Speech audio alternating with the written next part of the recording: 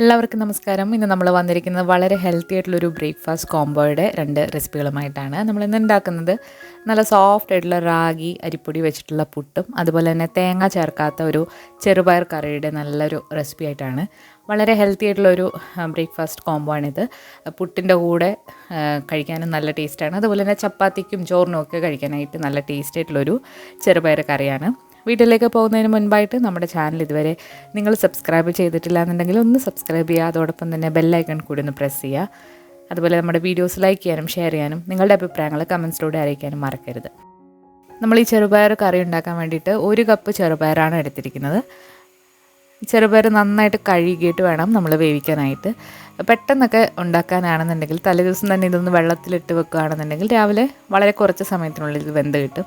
അപ്പോൾ നമ്മൾ നന്നായിട്ട് കഴുകി എടുത്തിട്ടുണ്ട്. ഇനി ഇതിലേക്കൊരു 4 ചെറിയ ഉള്ളി, 2 പച്ചമുളക് കീറിയതും കൂടി ഇട്ടിട്ട് ആവശ്യത്തിനുള്ള ഉപ്പും പിന്നെ വേവാൻ ആവശ്യമായിട്ടുള്ള വെള്ളവും കൂടെ ഒഴിച്ചിട്ട് നമുക്കിതൊന്ന് വേവിച്ചെടുക്കണം. അപ്പോൾ 1 കപ്പ് ചെറുപയറിന് നമ്മൾ 2 മുതൽ 2.5 കപ്പ് വരെ വെള്ളം ഒഴിച്ചു കൊടുക്കാം. ഇത് അടച്ചു വെച്ചിട്ട് മീഡിയം ഫ്ലെയിമിലിട്ട് 3 മുതൽ 4 വിസിൽ വരെ നമുക്കിത് വേവിച്ചെടുക്കാം. അതവിടെ വേവുന്ന സമയം കൊണ്ട് നമുക്ക് പുട്ടിനുള്ള പൊടി നനയ്ക്കാം. നമ്മളിവിടെ റാഗിയും അരിപ്പൊടിയും വെച്ചിട്ടാണ് പുട്ടുണ്ടാക്കുന്നത്. റാഗിയുടെ പുട്ടുപൊടിയാണ് എടുത്തിരിക്കുന്നത്. 1/2 കപ്പ് റാഗി പുട്ടുപൊടി എടുത്തിട്ടുണ്ട്. പിന്നെ ഒരു 1/2 കപ്പും ഒരു 1/4 കപ്പും കൂടെ അരിപ്പൊടിയും എടുത്തിട്ടുണ്ട്. റാഗി പൊടി വെച്ചിട്ട് മാത്രം ചെയ്താലും കുഴപ്പമൊന്നുമില്ല. അങ്ങനെ ചെയ്യുന്ന റെസിപ്പി നമ്മൾ ഇതിന് മുൻപ് അപ്ലോഡ് ചെയ്തിട്ടുണ്ട്. ഒരു 1/4 കപ്പ് അരിപ്പൊടിയും കൂടെ ചേർത്ത് കൊടുത്തു. ഇതിലേക്ക് ആവശ്യത്തിനുള്ള ഉപ്പും കൂടെ ചേർത്ത് കൊടുത്തിട്ട് നമുക്കിത് നന്നായിട്ട് വെള്ളം ഒഴിച്ചിട്ട് കുഴച്ച് വെക്കണം. അപ്പോൾ ഇത് നമ്മൾ എടുത്തിരിക്കുന്നത് പുഴുക്കലരിയുടെ പുട്ടുപൊടിയാണ്. അതുകൊണ്ട് തന്നെ ഇത് നമ്മൾ കൂടുതൽ വെള്ളം ഒഴിച്ചിട്ട് നന്നായിട്ട് കുതിർത്ത് വെച്ചിട്ട് ഒരു അരമണിക്കൂറൊക്കെ കഴിഞ്ഞിട്ടുണ്ടാക്കുമ്പോഴാണ് പുട്ട് നല്ല സോഫ്റ്റായിട്ട് കിട്ടുന്നത്.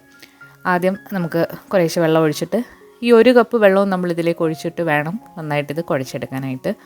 ആദ്യം കുറച്ച് ലൂസായിട്ട് തോന്നുമെങ്കിലും ഇത് കുറച്ച് നേരം ഇരുന്ന് കഴിയുമ്പോഴത്തേക്ക് നല്ല സോഫ്റ്റായിട്ട് വരും. വെള്ളം മുഴുവനായിട്ട് നമ്മളിതിലേക്ക് ഒഴിച്ചു കൊടുത്തിട്ടുണ്ട്. അപ്പോൾ ഇതുപോലെ ഒന്ന് ആക്കി കൊടുത്തതിന് ശേഷം നമുക്ക് അടച്ച് ഒരു 10 മുതൽ 20 മിനിറ്റ് വരെ ഒന്ന് മാറ്റി വെക്കാം. ഇതേ സമയം നമ്മുടെ പയർ ഇപ്പോൾ നന്നായിട്ട് വെന്ത് പ്രഷറൊക്കെ പോയി വന്നിട്ടുണ്ട്. വെള്ളമൊക്കെ ഒന്ന് വറ്റിയിട്ടാണ് ഇപ്പോൾ ഉള്ളത്. ഇതിലേക്ക് നമ്മൾ കുറച്ച് വെള്ളം കൂടെ ഒഴിച്ചിട്ട് കുറച്ചുകൂടെ ഒന്ന് ലൂസാക്കി എടുക്കണം. ചൂടുവെള്ളമാണ് ഞാൻ ഒഴിച്ചു കൊടുത്തത്. വലിയ കുക്കറാണെന്നുണ്ടെങ്കിൽ നിങ്ങൾക്ക് കൂടുതൽ വെള്ളം ഒഴിച്ചിട്ട് പയർ വേവിക്കാവുന്നതാണ്. നമ്മളിവിടെ ചൂടുവെള്ളം ഒഴിച്ചിട്ട് നമുക്ക് ഇഷ്ടമുള്ള അത്രയും കൺസിസ്റ്റൻസിയിൽ ഇത് ഒന്ന് ആക്കിയെടുത്തിട്ടുണ്ട്. വളരെ എളുപ്പത്തിൽ ചെയ്യാൻ പറ്റുന്ന ഒരു കറിയാണ്. ഇനി ഒരു ഫ്രൈങ് പാൻ ചൂടായി വന്നപ്പോഴത്തേക്ക് നമ്മളതിലേക്ക് 1.5 ടീസ്പൂൺ വെളിച്ചെണ്ണ ഒഴിച്ചു കൊടുത്ത് നന്നായിട്ട് ചൂടായി വന്നിട്ടുണ്ട്. ഇതിലേക്ക് ഇനി കുറച്ച് കടുക് ഇട്ട് പൊട്ടിക്കുക.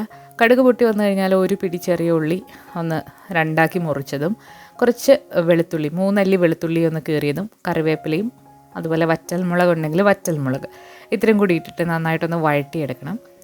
ഈ കറി എപ്പോഴും ചെറിയ ഉള്ളി വെച്ചിട്ട് ചെയ്യുമ്പോഴാണ് കറക്റ്റ് ടേസ്റ്റ് കിട്ടുന്നത്. ഉള്ളി ഒന്ന് വഴണ്ട് വന്നിട്ടുണ്ട്. ഇനി ഇതിലേക്ക് ഒരു 1/4 ടീസ്പൂൺ മഞ്ഞൾപ്പൊടിയാണ് ചേർക്കുന്നത്. നമ്മളിതിലേക്ക് മറ്റു പൊടികളൊന്നും തന്നെ ചേർക്കുന്നില്ല, മഞ്ഞൾപ്പൊടി മാത്രമേ ചേർക്കുന്നുള്ളൂ. അതുപോലെ തന്നെ ചെറിയ ഉള്ളി കൂടെ ചേർത്തിട്ടാണ് ഇത് വഴറ്റിയെടുക്കേണ്ടത്.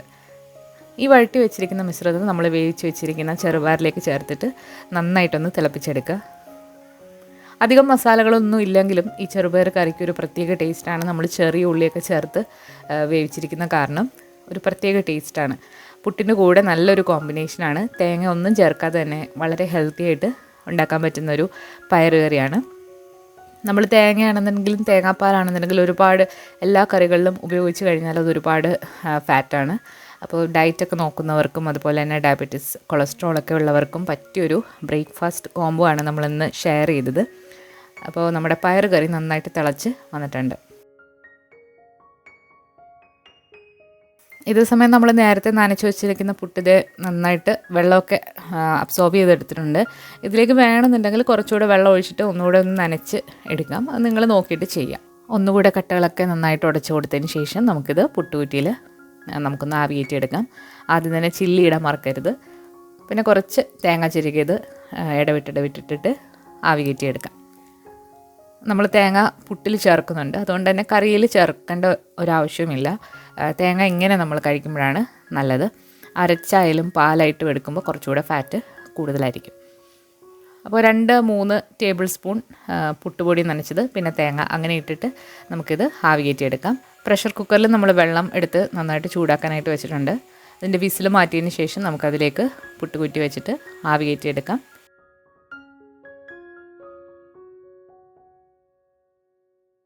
അങ്ങനെ നമ്മുടെ പുട്ടിന് ആവി വന്നിട്ടുണ്ട്. പുട്ടിൻ്റെ പേരിൽ 2 നല്ല പാട്ടുകളുണ്ട്.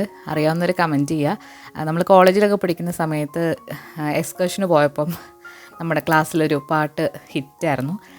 എന്താണെന്നറിയില്ല, ഇങ്ങനെയെന്നറിയില്ല, ആവി വന്നില്ല, പുട്ടിന് ആവി വന്നില്ല എന്ന് പറഞ്ഞ പാട്ട് അറിയാവുന്നൊരു കമൻറ്റ് ചെയ്യുക.